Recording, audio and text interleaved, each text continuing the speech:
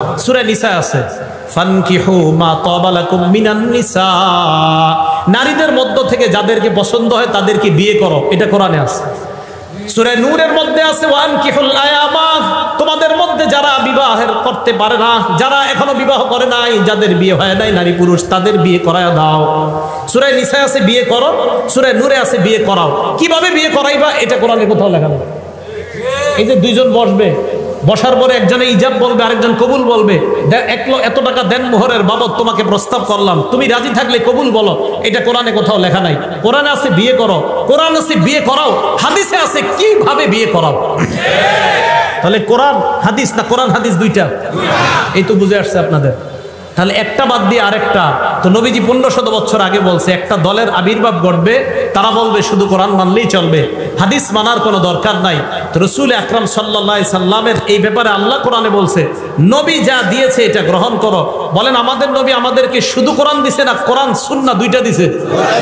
মাশাআল্লাহ, তুমি বুঝে আসছে সবার। এই জিনিস দুইটাই আমরা গ্রহণ করব, এটা রাসূল সাল্লাল্লাহু আলাইহি সাল্লাম আমাদেরকে দিয়েছেন, আর আমরা কোরআনে ওয়াদা করছি। আল্লাহ এটাই বলতেছে, আল্লাযীনা ইয়ানকুদুনা আহদাল্লাহি মিন বাদি মিসাকি, যারা আল্লাহর সাথে কৃত ওয়াদা ভঙ্গ করে। আল্লাহ আমরা ওয়াদা করছি আপনার নবী যা দিবে তা গ্রহণ করব, এই ওয়াদা আমরা ভঙ্গকারী হব না, আর ওয়াদা ভঙ্গকারী হলে আমরা ফাসিক হয়ে যাব। নাউজুবিল্লাহ। কি কথা মনে থাকবে? এবার পরের অংশে যাই।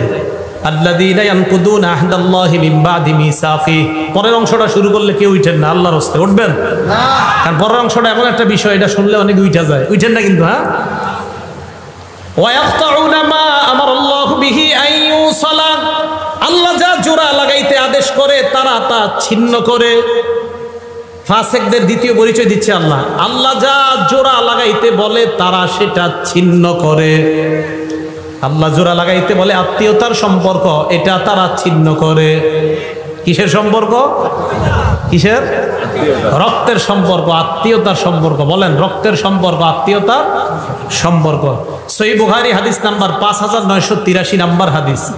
এক ব্যক্তি রাসূল আকরাম সাল্লাল্লাহু আলাইহি সাল্লামের কাছে আসছে, আসে বলে, আখবিরনি বিআমালিন ইউদখিলুনিল জান্নাহ, ইয়া রাসূলুল্লাহ, এমন কিছু আমল আমাকে বলেন যে আমলটা করলে আমি আল্লাহর জান্নাতের মেহমান হয়ে যাব। এই প্রশ্ন করার পর সাহাবারা বললেন, ফাকালাল কওম মালাহ মালাহ, সাহাবারা বললেন এই লোকটার কি হইল, এই লোকটার কি হইল, কি প্রশ্ন করে, এমন আমল বলেন যে আমল করলেই জান্নাতে যাব, লোকটার কি হলো? নবীজি বলে, আরে থামো, অরবুল মালাহ, লোকটার প্রয়োজনীয়তা আছে তাই জিজ্ঞাসা করছে। নবী বললেন 4 আমল করবা, মরলেই জান্নাতি হবা। কয় আমল? 1, তা'বুদুল্লাহ লা তুশরিকু বিহি শাইআ, শিরিক মুক্ত ইবাদত করবা। কি মুক্ত ইবাদত? শিরিক। উলামায়ে হযরতদের কাছে আবদার করব, মানুষের পায়ে ধরে ধরে বুঝান, ভাই শিরিক করেন না। আমাদের হাজারো মুসলমানরা নামাজ পড়ে 5 ওয়াক্ত, কিন্তু সে যে শিরিক করে সে জানেও না। বিভিন্ন দিন আসলে, বিভিন্ন মাস আসলে, বিশেষ করে রজব মাস আসলে, কোন মাস? আরে কোন মাস? সামনে তো এই পদ্মা ব্রিজ না, তো পদ্মার এই পাশে কিছুটা গ্রান আছে, আর ওই পাশে তো মাশাআল্লাহ কঠিন গ্রান। গ্রান মানে গন্ধ, বেদাতের গন্ধ। বেদাতের তো গ্রান হয় না, গন্ধ। কি হয়? গন্ধ। তো দেখেন, 1 নাম্বার তা'বুদুল্লাহ, আল্লাহর ইবাদত করবা, শিরিক করা যাবে না। 2 নাম্বার তুকিমুস সালাত, সালাত কায়েম করবা। 3 নাম্বার তুতিজ যাকাত, যাকাত আদায় করবা। 4 নাম্বার তাসিলুর রহিম, আত্মীয়তার সম্পর্ক জোড়া লাগাইবা। রক্তের সম্পর্ক জোড়া লাগাইবা, মারা যাইবা, আল্লাহ পাক তোমাকে জান্নাতের মেহমান বানায়া দিবেন। তাহলে 4 নাম্বার রক্তের সম্পর্ক, 4 নাম্বার আত্মীয়তার সম্পর্ক, এটা আল্লাহ আদেশ করছে জোড়া লাগাইতে, এটা ছিন্ন করার আদেশ করে নাই। সহিহ বুখারী হাদিস নাম্বার 5984 নাম্বার হাদিস।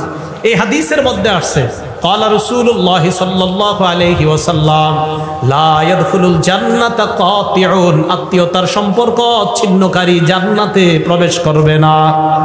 রক্তের সম্পর্ক ছিন্নকারী জান্নাতে প্রবেশ করবে না। ঢাকা 10 তলা বাড়ি করছে, তার বোন ঈদের দিন মানুষের কাছে গোশতের জন্য বসে থাকতে হয়, তার আপন বোন অন্যের কাছে খাদ্যের জন্য বসে থাকতে হয়। ঢাকা বাড়ি আছে 5 তলা 6 তলা, ভাইয়ের বোন অন্যের দাঁড়ে দাঁড়ে গিয়ে হাত পাততে হয়। আল্লাহ পাক রব্বুল আলামিন বলছে সম্পর্ক জোড়া লাগাও, রক্তের সম্পর্ক জোড়া লাগাও, এটা ছিন্ন করে যারা, তারা ফাসিক। সহিহ বুখারী হাদিস নাম্বার 5985 নাম্বার হাদিস।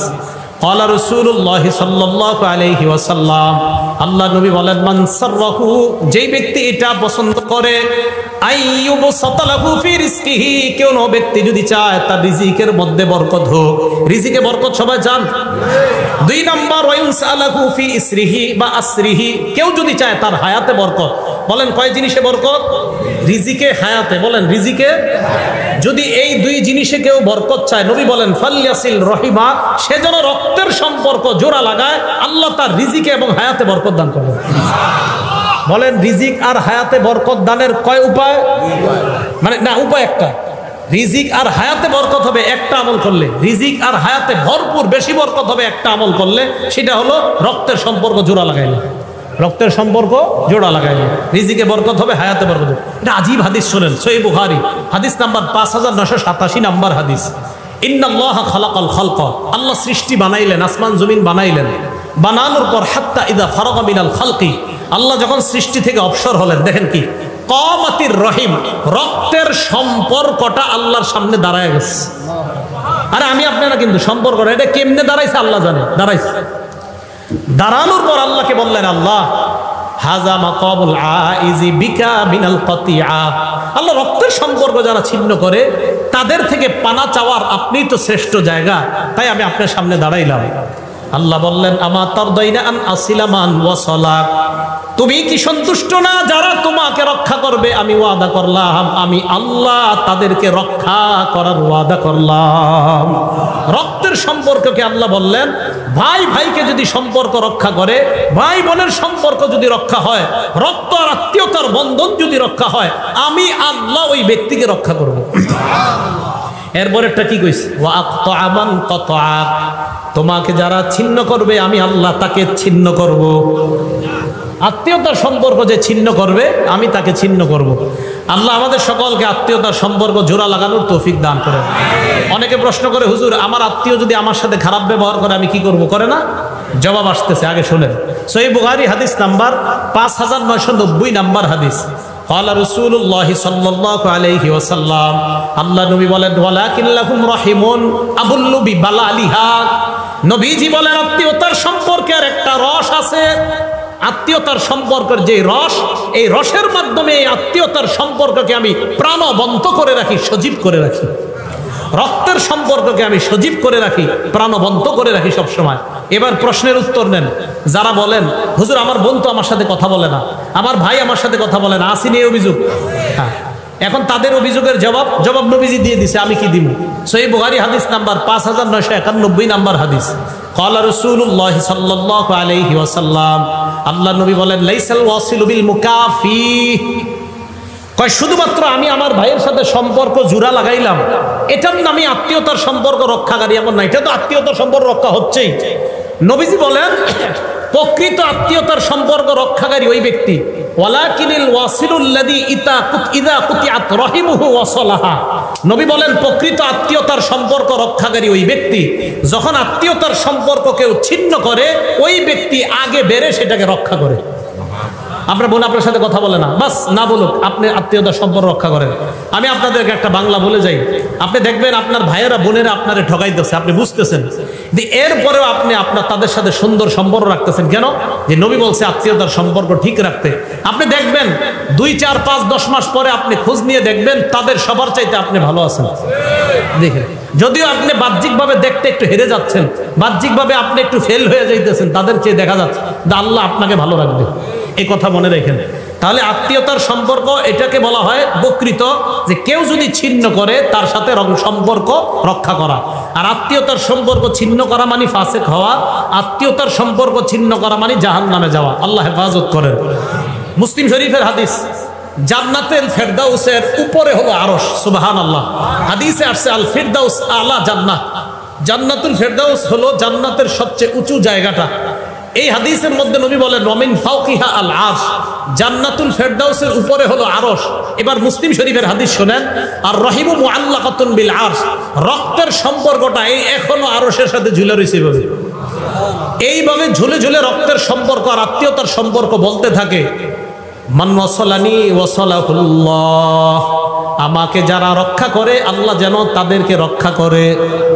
অমান কতানি কতাহুল্লাহ, রক্তের সম্পর্ক ঝুলে ঝুলে বলে আমাকে যারা ছিন্ন করে আল্লাহ যেন তাদেরকে ছিন্ন করে দেয়। নাউজুবিল্লাহ।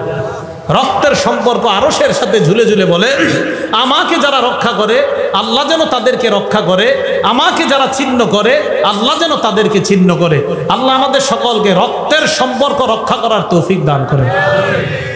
আবু দাউদ শরীফ হাদিস নাম্বার 4902 নাম্বার হাদিস, নবীজি সাল্লাল্লাহু আলাইহি সাল্লাম বলেন মা মিন আজদারু আইয়ুআজ্জিলাল্লাহু লিসাহিবিহিল উকুবাতা ফিদ দুনিয়া ওয়া মা ইয়াদখিরু লাহু ফিল আখিরাহ মিসলুল বাগী ওয়া কাতিআতির রাহিম। রাসূল সাল্লাল্লাহু আলাইহি সাল্লাম বলেন কোন অপরাধ এত ভয়ঙ্কর না, রক্তের সম্পর্ক ছিন্ন করা এত ভয়ঙ্কর অপরাধ, আত্মীয়তার সম্পর্ক ছিন্নকারীকে আল্লাহ দুনিয়াতে তো শাস্তি দিবেই, আখিরাতেও যে তার জন্য কি ভয়ঙ্কর শাস্তি আল্লাহ প্রস্তুত করে রাখছে, অন্য কোনো অপরাধের জন্য এত ভয়ঙ্কর শাস্তি রাখছে কিনা নবী বলে আমার জানা নাই। এই অপরাধের জন্য আল্লাহ যেই পরিমাণ শাস্তি আল্লাহ প্রস্তুত করে রাখছে।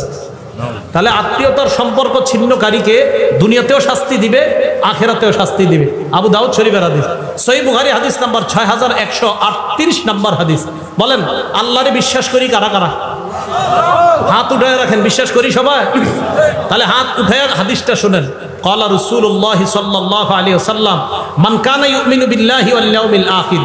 রাসূল সাল্লাল্লাহু আলাইহি সাল্লাম বলে যে আল্লাহ বিশ্বাস করে, করি তো, এবং আখিরাত বিশ্বাস করে, করি, ফালইয়াসিল রহিমা, সে যেন আত্মীয়তার সম্পর্ক রক্ষা করে। হাত উঠায় রাখেন। আত্মীয়তার সম্পর্ক রক্ষা করা মানে আল্লাহরে বিশ্বাস করা, আত্মীয়তার সম্পর্ক রক্ষা করা মানে আখিরাত বিশ্বাস করা। তাহলে আমরা আল্লাহ মানি, আখিরাত মানি, তাহলে রক্তের সম্পর্ক ছিন্ন হয়ে থাকলে তার সাথে রক্তের সম্পর্ক জোড়া। আল্লাহ তৌফিক দান করেন। ভাই কথা বলে না, আপনি আগায় কথা বলবেন। বোন কথা বলে না, আপনি আগায় কথা বলবেন। আপন ভাই ভাইকে 40 বছর একজন আরেকজনের চেহারার দিকে তাকান, কত বড় ভয়ঙ্কর কথা। বাবা চাচার সাথে কথা বলে না দেখা ভাতিজাও চাচারে সালাম দেয় না। আরে এটা কেমন কথা? আপনার বাবা আর চাচার মধ্যে একটু দ্বন্দ্ব হয়েছে, এটা ভাই ভাইয়ের অভিমানের ব্যাপার। আপনি ভাতিজা চাচারে দেখলে সালাম না দিয়ে আরেক রাস্তায় কিভাবে যান? এটা কেন? এটা যেন না হয়। ইবনে মাজাহ 3251 নম্বর হাদিস। রাসূল আকরাম সাল্লাল্লাহু আলাইহি সাল্লাম বলেন নিরাপদে কারা কারা জান্নাতে যাইতে চাও? নিরাপদে সবাই জান্নাতে যাইতে চাই? রাসূল আকরাম সাল্লাল্লাহু আলাইহি সাল্লাম বলেন নিরাপদে যদি জান্নাতে চাইতে চাও কয়েকটা আমল করবা। ইয়া আইয়ুহান নাস আফশুস সালাম, হে মানুষ তোমরা সালাম দাও।